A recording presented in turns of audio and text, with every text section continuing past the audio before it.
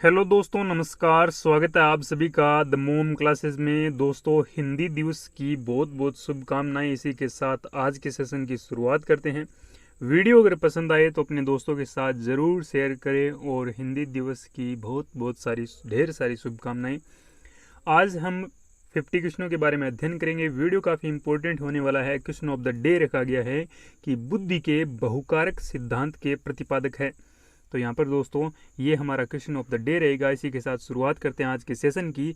व्यक्ति की संवेदना एवं अभिव्यक्ति जानने की सबसे उपयुक्त विधि है। तो दोस्तों, संवेदना एवं अभिव्यक्ति जो है इसको जानने की सबसे उपयुक्त विधि कौन सी है? निरीक्षण विधि, प्रश्नावली विधि, साक्षात्कार विधि या फिर उपयुक्त सभी। राइट आंसर की बात करें दोस्तों तो यहाँ पर रहेगा सबसे इम्पोर्टेंट साक्षात्कार, जिसे हम इंटरव्यू कहते हैं। इंटरव्यू या फिर साक्षात्कार जो होता है ये संवेदना एवं अभिव्यक्ति को जानने की सबसे उपयुक्त विधि मानी जाती है। इसी के साथ बात करें, अगला हमारा क्वेश्चन है कि प्रथम मनोवैज्ञानिक प्रयोगशाला जो कि जर्मनी में कब स्थापित हुई? 78 के अंदर, 79 के अंदर, 1880 के अंदर, 1892 के अंदर। राइट आंसर की बात करें तो 1879 ऑप्शन नंबर बी करेक्ट रहेगा। दोस्तों, प्रथम मनोवैज्ञानिक प्रयोगशाला जो कि जर्मनी में स्थापित हुई तो वो कब हुई? 1879 के अंदर। इसी के साथ बात करें, शिक्षा मनोविज्ञान वर्तमान में अपने किस स्वरूप में है? शिक्षा का जो मनोविज्ञान है ये वर्तमान में अपने किस स्वरूप में है, ये हमारा क्वेश्चन रहेगा। पहला ऑप्शन दे रखा है बाल्यावस्था, जवानी, शेषवावस्था या फिर किशोरावस्था।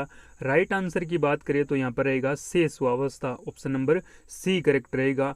शिक्षा का मनोविज्ञान वर्तमान में शेषवावस्था के अंतर्गत है। इसी के साथ बात करें, अगला हमारा क्वेश्चन रहेगा कि मनोविज्ञान अध्ययन की जेनेटिक विधि को अन्य किस नाम से पुकारा जाता है? आनुवंशिकी विधि, विकासात्मक विधि, अंतर्दर्शन विधि या फिर उपयुक्त सभी। तो दोस्तों, जेनेटिक विधि को मनोवैज्ञानिक अध्ययन के अंतर्गत यहाँ पर दोस्तों राइट आंसर रहेगा ऑप्शन नंबर बी, विकासात्मक विधि के नाम से जाना जाता है। ऑप्शन नंबर बी करेक्ट रहेगा। ऑलपोर्ट के व्यक्ति सिद्धांत का उद्भव निम्नलिखित में से किसके पूर्वगामी रूप में हुआ? ऑलपोर्ट के व्यक्तित्व सिद्धांत का उद्भव जो है, ऑलपोर्ट है, इनका जो व्यक्तित्व सिद्धांत है इसका उद्भव के बारे में पूछा गया दोस्तों। मनोविश्लेषण, व्यवहारवाद, मानवतावादी दृष्टिकोण या फिर अस्तित्ववाद। राइट आंसर की बात करें तो यहाँ पर ऑप्शन नंबर रहेगा सी करेक्ट।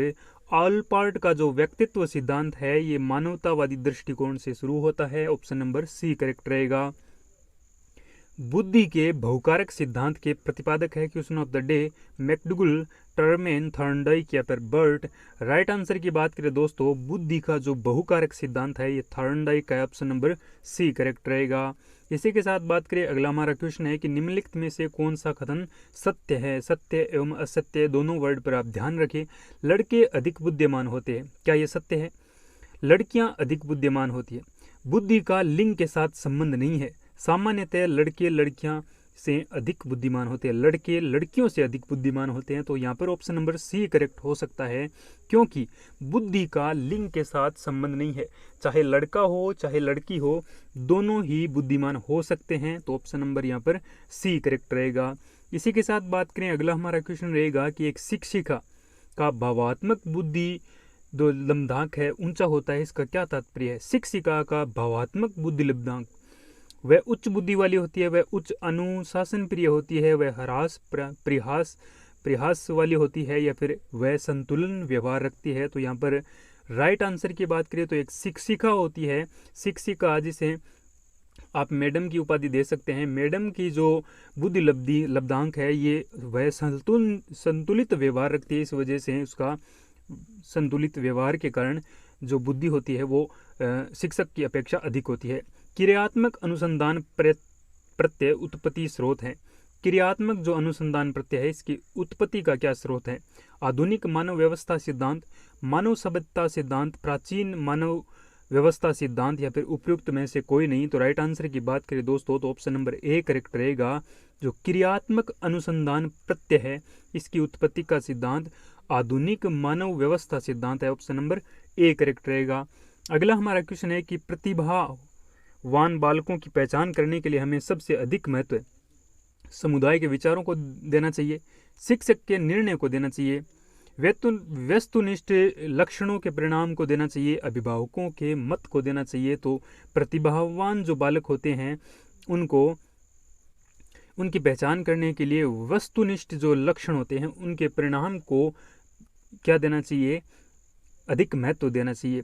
विद्यालय में विद्यार्थियों को कैसे अभिप्रेरित करना चाहिए, बताए गए अध्ययन द्वारा, प्रासंगिक अध्ययन के द्वारा, गहन अध्ययन के द्वारा, या फिर ऑप्शन नंबर डी रहेगा सहस्वर अधिगम द्वारा। तो सहस्वर अधिगम के द्वारा विद्यालयों में विद्यार्थियों को अभिप्रेरित करना चाहिए, ऑप्शन नंबर डी करेक्ट रहेगा।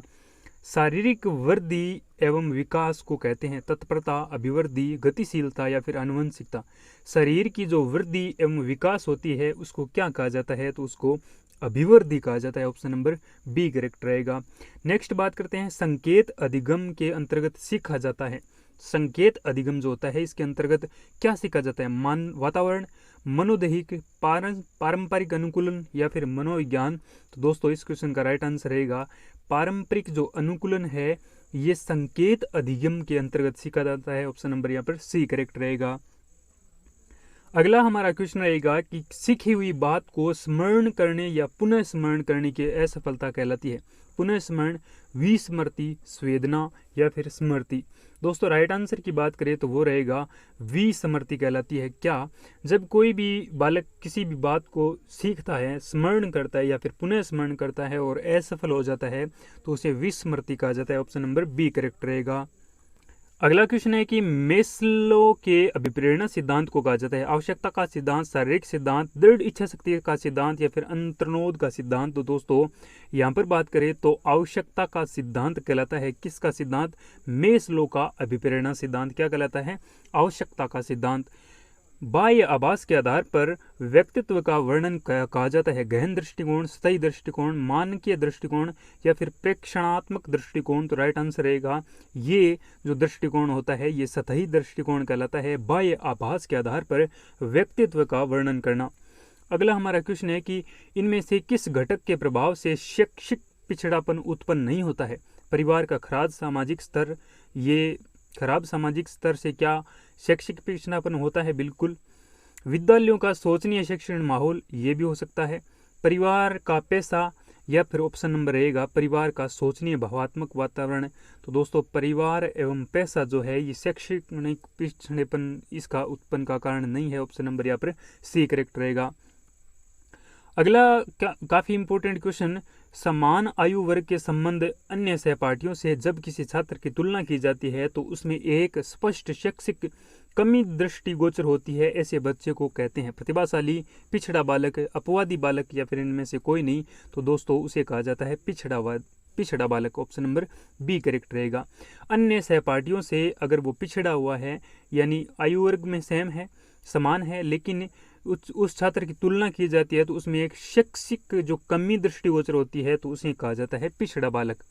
अगला हमारा क्वेश्चन है कि जब मानव शरीर के एक भाग को दिए गए प्रशिक्षण का अंतरण दूसरे भाग में हो जाता है तो इसे कहते हैं उध्रुव अंतरण या फिर क्षैतिज अंतरण, द्विपार्श्विक अंतरण या फिर इनमें से कोई नहीं। तो उसे द्विपार्श्विक अंतरण कहा जाता है। दोस्तों जब मानव के एक भाग को जब प्रशिक्षण दिया जाता है तो दूसरे भाग में अंतरण की जो प्रक्रिया होती है तो इसे क्या कहा जाता है, इसे कहा जाता है द्विपार्श्विक अंतःसरण, ऑप्शन नंबर सी करेक्ट रहेगा।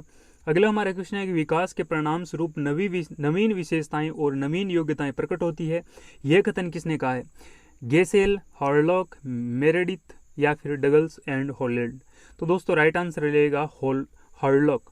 हर्लॉक जो है इनका मानना है कि विकास के परिणाम स्वरूप नई विशेषताएं और नवीन योग्यताएं प्रकट होती है। किसके परिणाम स्वरूप, विकास के परिणाम स्वरूप। तो ये हर्लॉक का कथन है दोस्तों। इसी के साथ बात करें अगला हमारा क्वेश्चन है श्यामपट जिसे हम ब्लैक बोर्ड कहते हैं, ब्लैक बोर्ड जो विद्यालयों के अंदर लगा होता है इसे हिंदी में श्यामपट को कहा जाता है। शिक्षण सामग्री किस समूह के अंतर्गत आती है, श्रवण समाधान, दृश्य समाधान, दृश्य श्रव्य समाधान या फिर कोई नहीं। तो दोस्तों राइट आंसर की बात करें तो यहाँ पर राइट आंसर रहेगा दृश्य साधन। तो दोस्तों श्यामपट जो होता है ये दृश्य का एक साधन होता है जिस पर विभिन्न बातों को लिख कर समझाया जाता है, तो वो एक दृश्य साधन के रूप में जाना जाता है। असंगठित घर आने वाला बच्चा सबसे अधिक कठिनाइयों का अनुभव करता है। असंगठित घर से आने वाला जो बच्चा होता है ये सबसे अधिक कठिनाइयों का अनुभव करेगा।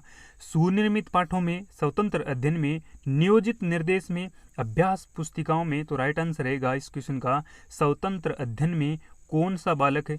जब असंगठित घर से आने वाला बालक जो है सबसे अधिक कठिनाइयाँ कहाँ अनुभव करेगा, तो ये स्वतंत्र अध्ययन में। मूल प्रवृत्तियों के 14 प्रकार किस में वर्गीकृत है। तो दोस्तों मूल प्रवृत्तियों के 14 प्रकार ड्रेवल के अनुसार वर्गीकृत है, मैकडुगल के, थॉर्नडाइक के या फिर वुडवर्थ के। तो दोस्तों राइट आंसर रहेगा मैकडुगल के द्वारा मूल प्रवृत्तियों को 14 भागों में बांटा गया है। ऑप्शन नंबर यहाँ पर बी करेक्ट रहेगा। अगला हमारा क्वेश्चन है कि विद्यार्थियों में प्रत्यय विकास का निर्माण के लिए शिक्षक की शिक्षण विधि सरल एवं जटिल की ओर होनी चाहिए। शिक्षक को विद्यार्थियों को व्यापक अनुभव का अवसर प्रदान करना चाहिए। शिक्षक को विद्यार्थियों को निर्मित प्रत्ययों के अनुसरण का अवसर देना चाहिए। उपयुक्त सभी। तो राइट आंसर की बात करें तो उपयुक्त सभी ये जो कथन है ये शिक्षण के या फिर विकास के निर्माण में शिक्षक द्वारा शिक्षण विधि को सरल से जटिल की ओर, विद्यार्थियों को व्यापक अनुभव का अवसर प्रदान एवं दोस्तों बात करें विद्यार्थी को निर्मित प्रत्ययों के अंतरण का अवसर देना चाहिए। इसी के साथ कल्पना के विकास के लिए ज्ञानेंद्रियों को प्रशिक्षित करना चाहिए, कहानी सुनाना चाहिए, रचनात्मक प्रवृत्ति के विकास पर ध्यान देना चाहिए। उपयुक्त सभी। तो दोस्तों कल्पना जो होती है इसके अंतर्गत सभी ऑप्शन इंक्लूड है, क्योंकि इसमें ज्ञानेंद्रियों को प्रशिक्षित करना चाहिए, कहानी भी सुनाना चाहिए, रचनात्मक प्रवृत्ति के विकास पर ध्यान देना चाहिए। अगला हमारा क्वेश्चन है कि थर्डसन एवं लिकर्ट निम्न में से किसके मापन में संबंधित है। थर्डसन एवं लिकर्ट बुद्धि के मापन से संबंधित है, अभिवर्ती से, मूल्य से या फिर व्यक्तित्व से। तो दोस्तों ऑप्शन नंबर यहाँ पर बी करेक्ट रहेगा, अभिवर्ती। अभिवर्ती से संबंधित, अभिवर्ती के मापन से संबंधित है थर्डसन एवं लिकर्ट जो मनोवैज्ञानिक है। इसी के साथ बात करें अगला हमारा क्वेश्चन रहेगा कि निम्न में से कौन सा लक्षण किसी भी मापक उपकरण के लिए सर्वाधिक वांछनीय है। विश्वसनीयता, वेदता, वस्तुनिष्ठता या फिर मानक। राइट आंसर की बात करें तो विश्वसनीयता जो है यहाँ पर राइट आंसर रहेगा। कौन सा लक्षण किसी मापक उपकरण के लिए वांछनीय है, तो वो विश्वसनीयता है। ऑप्शन नंबर ए करेक्ट रहेगा। निम्न में से कौन से शिक्षण कुशलता से संबंधित है। श्यामपट्ट पर लिखना, क्या ये शिक्षण कुशलता से संबंधित है। प्रश्नों को हल करना, प्रश्न पूछना, उपयुक्त सभी। तो राइट आंसर उपयुक्त सभी रहेगा, क्योंकि शिक्षण कुशलता के ये सभी संबंधित है। श्यामपट्ट पर लिख के भी शिक्षण सिखाया जाता है, प्रश्नों को हल करके सिखाया जाता है, प्रश्न पूछना ये भी शिक्षण से संबंधित है। वातावरण पर बाहरी शक्ति जो हमें प्रभावित करती है, किसने कहा। वातावरण वह बाहरी शक्ति है जो हमें प्रभावित करती है। वुडवर्थ ने, रॉस ने, एनास्टिस ने या फिर इनमें से कोई नहीं। राइट आंसर की बात करें रॉस का ऐसा मानना था कि बाहरी जो वातावरण शक्ति होती है ये हमें प्रभावित करती है। तो ऑप्शन नंबर यहाँ पर बी करेक्ट रहेगा। अगला हमारा क्वेश्चन है कि निम्नलिखित में से कौन सा बाल विकास का एक सिद्धांत नहीं है। बाल विकास का सिद्धांत नहीं है तो कौन सा नहीं है दोस्तों। सभी विकास एक क्रम का पालन करते हैं, विकास के सभी क्षेत्र महत्वपूर्ण है, सभी विकास परिपक्वन तथा अनुभव की अंतःक्रिया का परिणाम होते हैं, सभी विकास अधिगम के समान आगे की गति में बढ़ते हैं। तो दोस्तों डी नंबर ऑप्शन करेक्ट रहेगा। किसमें दोस्तों बाल विकास का एक सिद्धांत नहीं है, तो वो कौन सा नहीं है कि सभी विकास तथा अधिगम एक समान गति से आगे बढ़ते हैं। तो ये गलत कथन रहेगा। अगला हमारा क्वेश्चन है कि स्मृति एवं एबिंगहास के साथ वह संबंध है जो बुद्धि का परीक्षण से। तो दोस्तों स्मृति का एबिंगहास से क्या संबंध है। स्टर्न से, थॉर्नडाइक से, बिने से या फिर गिलफोर्ड से। तो राइट आंसर रहेगा ऑप्शन नंबर यहाँ पर बिने, यानी सी नंबर ऑप्शन करेक्ट रहेगा कि स्मृति का एबिंगहास से के साथ संबंध है वही संबंध है जो बुद्धि के परीक्षण का संबंध बिन्ने से है। बिन्ने के द्वारा बुद्धि का परीक्षण एवं स्मृति का एबिंगहास से संबंध है। इसी के साथ बात करें अगला हमारा क्वेश्चन है कि निम्न सिद्धांतों में से कौन बच्चे के बौद्धिक विकास के चरणों संधि चालक, पूर्व परिचालन, सुदृढ़ परिचालन, औपचारिक परिचालन को चिन्हित करता है। तो कौन सा ऐसा सिद्धांत है।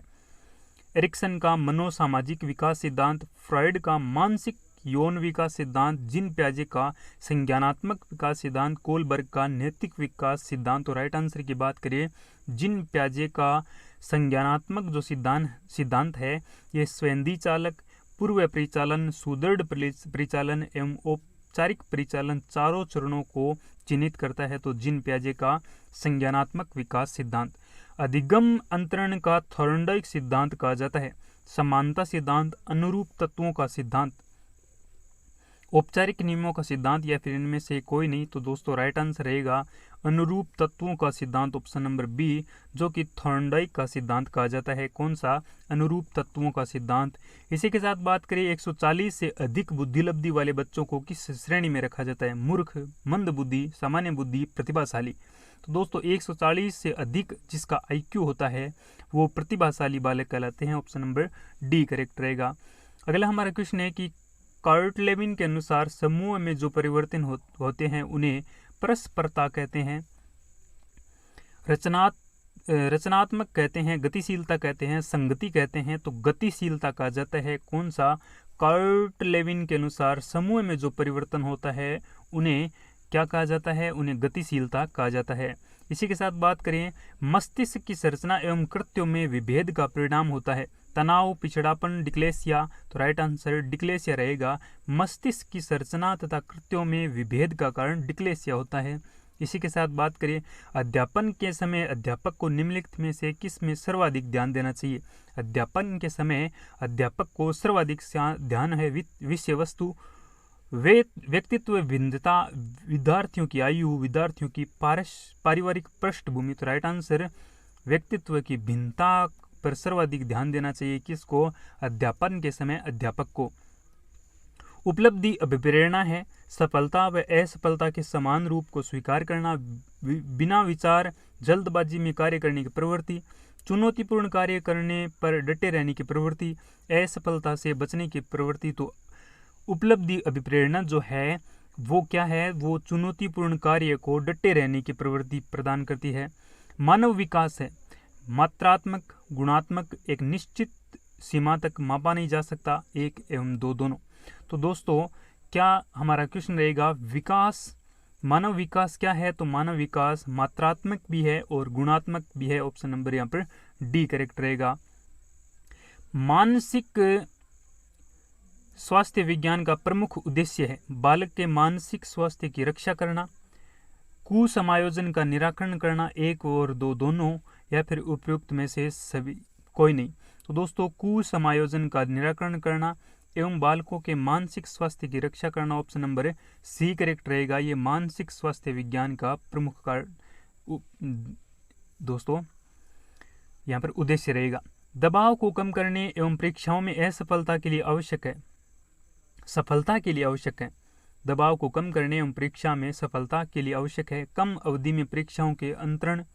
इसी के साथ बात करें विद्यालय की शिक्षा, विभिन्न चरणों में परीक्षाओं का आयोजन, वार्षिक एवं अर्धवार्षिक परीक्षाएं, विभिन्न प्रवेश परीक्षाओं के लिए विभिन्न एजेंसियों की स्थापना। तो राइट आंसर यहाँ पर ए नंबर ऑप्शन रहेगा कि दबाव को कम करने एवं परीक्षाओं में सफलता के लिए कम अवधि में परीक्षाओं का अंतरण करना ही राइट आंसर रहेगा, आवश्यक रहेगा। सबसे अधिक गहन एवं जटिल सामाजिकरण है पूर्व बाल्यावस्था के दौरान, प्रौढ़ावस्था के दौरान, व्यक्ति के पूरे जीवन में, किशोरावस्था के दौरान। तो सबसे अधिक जो गहन एवं जटिल सामाजिकरण है ये किशोरावस्था के दौरान है। ऑप्शन नंबर यहाँ पर डी करेक्ट रहेगा। अगला हमारा क्वेश्चन है कि पियाजे के अनुसार विकास की पहली अवस्था जन्म से लगभग 2 वर्ष की आयु के दौरान बच्चा सबसे बेहतर सीखता है। अमूर्त तरीके से चिंतन द्वारा, भाषा के नए अर्जित ज्ञान के अनुप्रयोग द्वारा, इंद्रियों के प्रयोग द्वारा, निष्क्रिय शब्दों को समझने के द्वारा। तो राइट आंसर रहेगा ऑप्शन नंबर यहाँ पर सी करेक्ट, इंद्रियों के प्रयोग के द्वारा। जब बच्चा लगभग 2 वर्ष की आयु के दौरान होता है तो वो सबसे बेहतर सीखता है इंद्रियों के प्रयोग के द्वारा। अगला हमारा क्वेश्चन है कि रोसर्क परीक्षण के बारे में बात निम्नलिखित में से कौन सा कथन सत्य नहीं है? रोसर्क जो परीक्षण है, रोसार्क परीक्षण एक अभिक्रियात्मक प्रकार का प्रक्षेपी परीक्षण है। रोसार्क परीक्षण व्यक्तित्व की संपूर्ण रूप से नैदानिक जांच करता है, या फिर रोसार्क का जो परीक्षण है ये व्यक्तित्व की बोध एवं अबौधिक दोनों प्रकार के शील गुणों का मापन करता है। इसका मूलभूत प्रयोजन व्यक्तित्व की अंतर्वस्तु जैसे प्रणोदन, आवश्यक स्वयं कल्पना, कुंठाओं इत्यादियों का उजागर करना। तो दोस्तों राइट आंसर रहेगा ऑप्शन नंबर बी। ये जो है ये रोसार्क के परीक्षण से संबंधित नहीं है। तो रोसार्क परीक्षण व्यक्तित्व की संपूर्ण रूप से नैदानिक जांच करता है। ऑप्शन नंबर यहाँ पर बी करेक्ट रहेगा। कार्ल रॉजर्स के अनुसार कुसमायोजन का आधार वैषम्य है। इदम तथा प्रहारम के मध्य, वास्तविक तथा आदर्श स्वयं के मध्य, स्वयं तथा वातावरण के मध्य, अचेतन एवं चेतन के मध्य। तो राइट आंसर की बात करें तो ये यहाँ पर right answer B number option रहेगा। कार्ल रॉजर्स के अनुसार कुसमायोजन का आधार वैषम्य, वास्तविक स्वयं एवं आदर्श स्वयं के मध्य रहता है। अगला हमारा क्वेश्चन है कि व्यक्तित्व के प्रारूप सिद्धांतों में सबसे पृथककारी विशिष्ट क्या है? शरीर विन्यास तथा स्वभाव में संबंध, शरीर विन्यासों का वर्गीकरण, प्रारूपी अभिलक्षण या फिर मानव मन शारीरिक उपागम। Right answer option number A रहेगा। व्यक्तित्व के प्रारूप सिद्धांतों से सबसे पृथककारी विशिष्ट क्या है? तो शरीर विन्यास तथा स्वभाव में संबंध।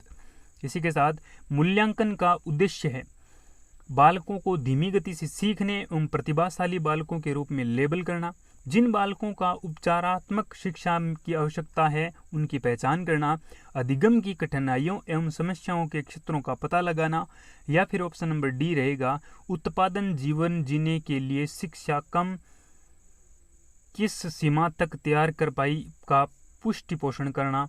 तो दोस्तों यहाँ पर राइट आंसर रहेगा कि मूल्यांकन का जो मुख्य उद्देश्य है ऑप्शन नंबर डी रहेगा उत्पादन जीवन जीने के लिए शिक्षा किस सीमा तक तैयार कर पाई है, ये प्रमुख उद्देश्य रहेगा। इसी के साथ बात करें किशोरावस्था में बच्चे किस प्रकार की समस्याओं का सामना करते हैं? शारीरिक मानसिक परिवर्तन समायोजन, अपने साथियों के साथ समायोजन, अपने माता पिता के साथ समायोजन, पढ़ाई संबंधित समायोजन। तो किशोर अवस्था में सबसे अधिक बच्चे जो है ये शारीरिक एवं मानसिक परिवर्तन का समायोजन करने में क्या रहते हैं? समस्या रहती है इनके। ऑप्शन नंबर यहाँ पर ए करेक्ट रहेगा। परीक्षा में विद्यार्थियों के किस प्रकार के प्रश्न पूछने चाहिए? विद्यार्थियों को किस प्रकार के प्रश्न पूछने चाहिए? स्मृति एवं समझ आधारित, वस्तुनिष्ठ एवं विषयगत, समझ एवं अनुप्रयोग आधारित, केवल वस्तुनिष्ठ। तो दोस्तों राइट आंसर रहेगा समझ एवं अनुप्रयोग आधारित। ऑप्शन नंबर सी करेक्ट रहेगा। बालकों को किस अवस्था में विद्यार्थियों को प्रश्न ये पूछने चाहिए? तो समझ एवं अनुप्रयोग आधारित। आज का अंतिम सवाल, वीडियो कैसा लगा वीडियो के कमेंट बॉक्स में जरूर लिखें। अगर वीडियो पसंद आया तो वीडियो को लाइक करें, अपने दोस्तों के साथ शेयर करें। प्राथमिक विद्यालयों के बालकों के लिए निम्न में से क्या बेहतर मानते हैं? वीडियो अनुसरण, प्रदर्शन, स्वयं के द्वारा किया गया अनुभव, ये सभी। तो राइट आंसर रहेगा स्वयं के द्वारा किया गया अनुभव जो है ये प्राथमिक विद्यालय जो प्राइमरी सेक्टर वाले स्कूल होते हैं कक्षा 1 से 5 के मध्य, तो उनको लिए बालकों के निम्न में सबसे बेहतर माना जाता है तो वो स्वयं के द्वारा किया गया अनुभव। वीडियो कैसा लगा? वीडियो की PDF प्राप्त करनी है तो हमारे टेलीग्राम चैनल द मोम क्लासेज को ज्वाइन करें, और विभिन्न प्रकार की शिक्षण सामग्री प्राप्त करने के लिए हमारे व्हाट्सएप ग्रुप एवं टेलीग्राम दोनों चैनल को ज्वाइन करें। वीडियो कैसा लगा कमेंट बॉक्स में लिखना बिल्कुल ना भूलें। Thank you, have a nice day.